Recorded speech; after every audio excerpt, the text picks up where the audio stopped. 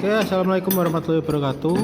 Pada video kali ini saya ingin menunjukkan beberapa alat yang sering digunakan pada perbengkelan, berbagai macam kuncinya ya. Ini untuk mata pelajaran PDTO. Pertemuan kali ini kita punya beberapa alat. Yang pertama itu kunci kombinasi.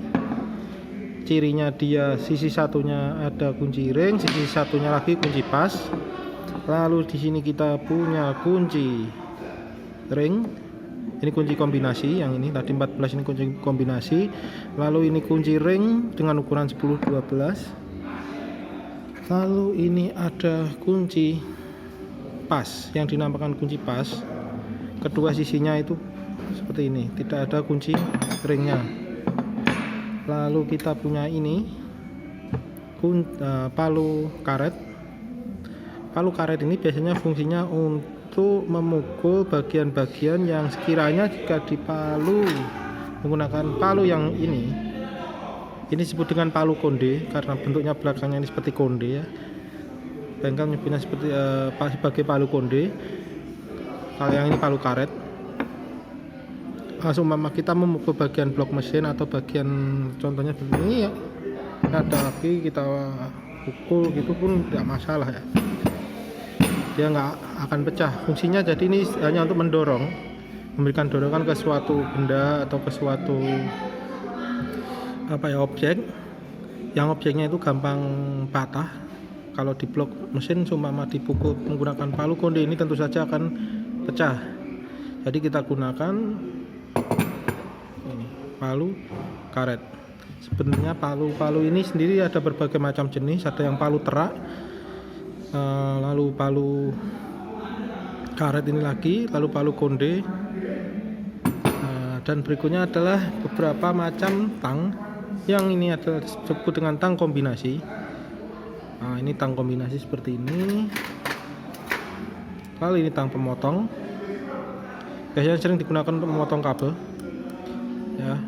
Ingat, ini jangan sekali-kali digunakan untuk menjepit atau memegang objek-objek yang sekiranya itu permukaannya lunak atau gampang pecah, seumpama seperti ini.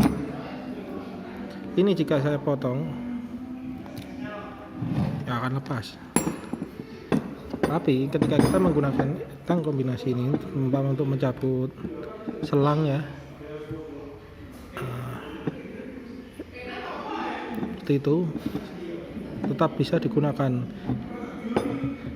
Jadi ada fungsinya masing-masing. Kita lakukan dulu ya, tang kombinasi, tang pemotong, lalu ini tang cucut atau tang lancip. Ini biasanya untuk fungsinya hampir sama seperti tang kombinasi, cuman dengan ujung yang lancip, digunakan untuk menjepit media-media yang sekiranya lokasinya itu sulit dijangkau. Menggunakan tang kombinasi ini kita gunakan tang capit ini, atau untuk objek-objek yang kecil. Oke, yang berikutnya adalah ini adalah tang sepi, biasanya disebut seperti itu, atau tang yang digunakan untuk membuka pengunci. Bentar. Oke, ini lanjutannya ini adalah tang pemotong kabel. Jadi tang pemotong kabel ini nanti kabel contohnya seperti ini. Di sini nanti ada beberapa ukuran ya lubangnya ini. Nah, ini nanti kalau digunakan untuk mengupas kabel, dimasukkan sini kabelnya. Lalu dikupas, kunci. Lalu ini digunakan untuk memotong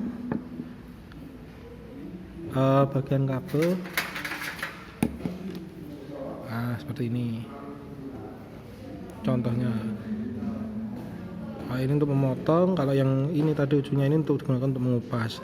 Kalau yang ini bagian ini digunakan untuk mengklem atau mengunci bagian-bagian yang nantinya dikasih atau akan diberi menggunakan soket. Biasanya menggunakan ini kabel-kabel. Setelah dikupas kan kabel ada tembaganya.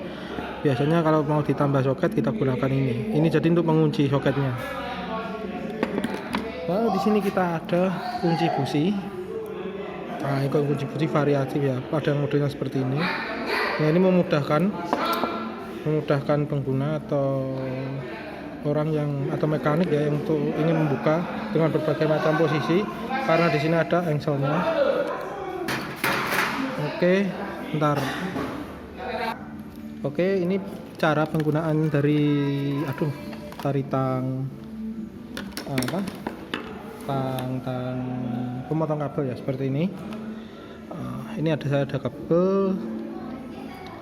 Contohnya seperti ini, kita cari yang sekiranya diameternya itu dia cocok.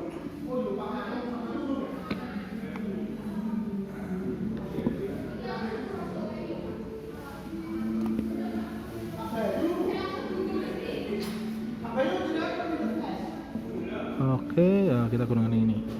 Ya, jadi kita tak perlu repot-repot. Kadang kalau menggunakan cutter atau gunting kan bisa kelewatan kita. Tujuannya untuk memotong kabel ini malah tembaganya ikut terpotong ya, seperti ini. Tarik aja rapi. Nah, seperti ini cara penggunaannya ya. Tinggal kita cari lubang yang sesuai dengan diameter dari kabel ini. Lalu yang berikutnya ini, jika kita ingin memotong atau memotong dari bukan mengupas ya, merapikan, kita pelintir dulu.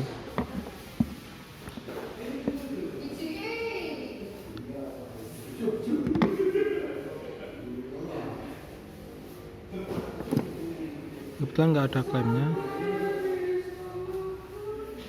Oh, kurang kecil. Nah, seperti ini. Oh, bentar, kurang. Jadi fungsinya yang ini, bagian ini, yang kotak ini hanya untuk merapikan, bisa untuk merapikan dan untuk mengunci klem dari kabel. Kalau yang ini di sini sebenarnya ada. Oh, yang ini nggak ada yang model ini. Oh, ini, yang ujung ini hampir sama seperti tang pemotong, tapi biasanya digunakan hanya pada kabel-kabel aja karena ini pisaunya tidak terlalu tajam ya. Seperti itu cara penggunaannya. Lalu ke alat yang berikutnya kita ada ini. Ini sebetulnya mirip obeng atau test pen untuk pengecekan listrik. Tapi kalau di otomotif biasanya ada yang memang menyebutnya dengan test pen, tapi ada juga yang menyebutnya dengan test lamp. Fungsinya seperti ini. Jadi sini kita punya penjepit. Oh ya, nah seperti ini. Jadi tadi ini fungsinya seperti ini. Jika ada klem pada kabel, kita bisa gunakan.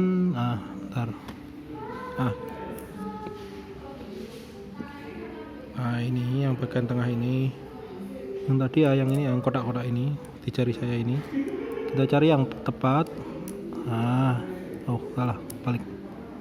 Nah, seperti ini. Kita kunci.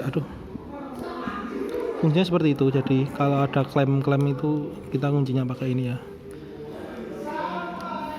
Oke, lalu ini penggunaannya si test lamp seperti ini.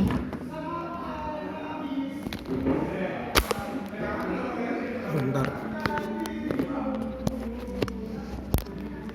Nah, seperti ini. Sebenarnya ini nanti bukan ini di plus. Ini kita cek untuk mengecekkan aki pun bisa menggunakan ini. Kebetulan aki rusak, jadi seumpama di sini kabel negatif, lalu biasanya kalau di kendaraan bermotor dia masuk ke bagian bodi, disalurkan langsung ke bodi motor atau ke kerangka motor. Sedangkan untuk positifnya yaitu melalui kabel penyalurannya. Jadi kalau kita untuk mengecek apakah terjadi kebocoran atau pada kabel tersebut ada arus listriknya atau tidak, kita cukup